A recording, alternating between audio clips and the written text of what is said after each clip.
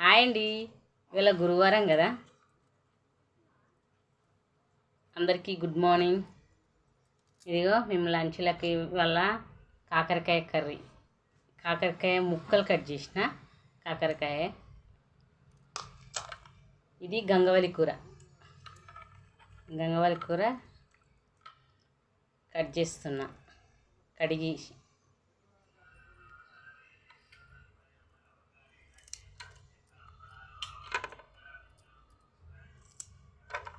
కూరగాయలు ఆకుకూరలన్నీ ముందే కడుక్కోవాలి కదా, ముందే కడుక్కొని కట్ చేయాలి. ఈ టిప్ అందరికి తెలుసు అనుకోండి, కానీ నేను మళ్ళీ మళ్ళీ చెప్తున్నా. 2 టైమ్స్ వాష్ చేసుకున్నా, ఇది 3 టైమ్స్.